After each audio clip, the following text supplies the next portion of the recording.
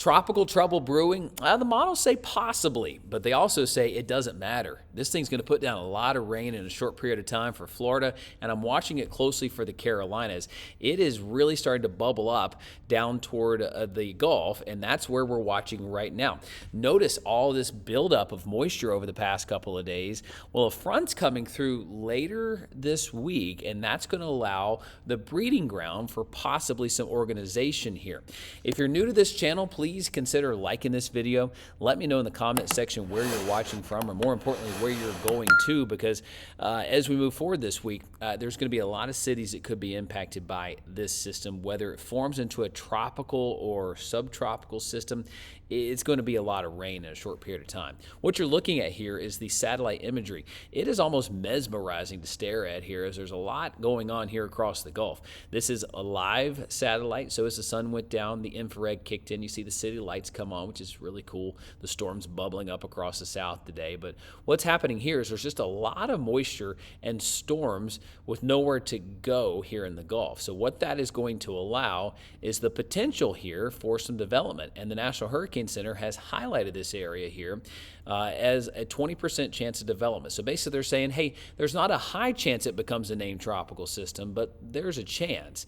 And the models are saying, you know, it's possible, but they're also saying it may happen off the Carolina-Georgia coast just as well as happening here in the Gulf and then crossing over.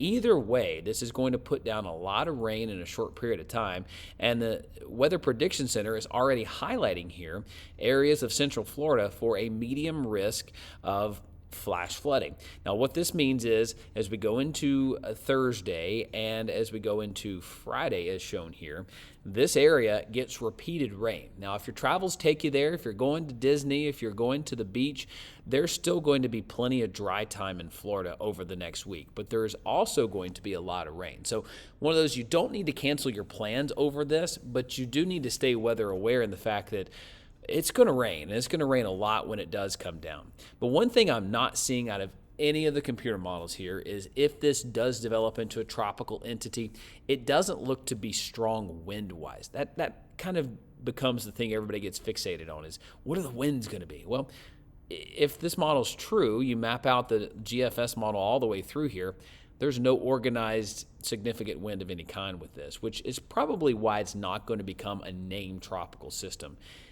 Either way, though, the rain is the biggest impact. In fact, let's map that out. As we go into this week, that front comes through tomorrow into Wednesday, and it stalls out here across North Florida, into Georgia, and kind of just sits here over that juiced up area I showed you in the Gulf. And what that is going to possibly allow to happen here is it to get a little bit more organized. And if that were to occur, this area would continue to send rain in, especially during the evening and overnight hours. So here you are, as going in the morning, it kind of dies down Friday morning, but look at Friday night. It starts to bubble back up. So like I said, plenty of dry time, but also plenty of wet time. Now going into next week, notice how Sunday into Monday, this thing's trying to curl up here across the Carolina coast.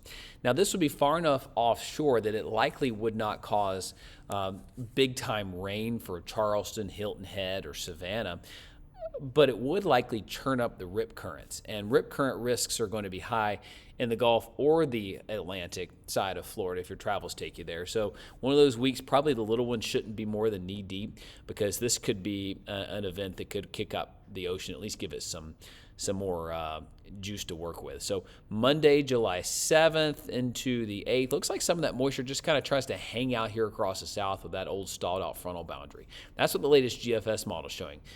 Kind of gets a little bit interesting there. And if I were to look specifically at that GFS model, the midday run, it shows that moisture kind of rolling over Florida and then trying to work back into Georgia going into next week. If that were to occur, there would be some increased rain chances coming from the coast from that organized, not organized type system. But either way you slice it, this does not look to be a big hurricane of big rain or wind proportions, but it is something we need to watch closely in the southeast. My goal here with every storm is to prepare you, not to scare you. I want to keep you informed so that you can make decisions to keep your family safe, period. I want you to have all the information that you can at your disposal. And here is a drawn map here by the Weather Prediction Center. I like this because it kind of combines a lot of the different computer models and has a human touch to it. And I agree with what they're saying here at the Weather Prediction Center is the Big Bend region of Florida through Sarasota and Tampa could have at least 6 inches of rain. But you see here these pockets just offshore, the grays getting here to 10 plus inches. So that is a lot of rain over the course of the next 5-6 days. Panama City, Beach, Destin, down here through Sarasota, Siesta Key, these areas are going to get a lot of rain.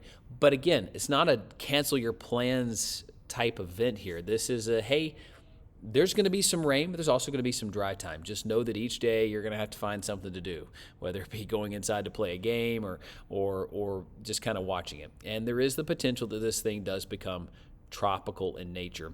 And it is in an area that is a hot spot this time of the year with some energy. So what we'll have to do over the next several days is just watch this thing. And that's the best thing that we can do is just say, hey, there's going to be some rain.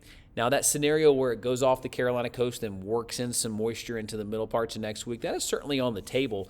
But right now, if that were to occur, it'd be on the order of a couple of inches. It wouldn't be a big bad hurricane or a big bad tropical system coming inland, but it would be something we need to watch closely because it could bring some impacts with it. Simply put, let me know where you're watching from in the comment section, and I'm going to keep you posted here through the week as we watch all things tropical and all things severe, because there is a chance for some strong storms with that front across the south tomorrow as it works its way south. I'll keep you posted, guys. Have a good day.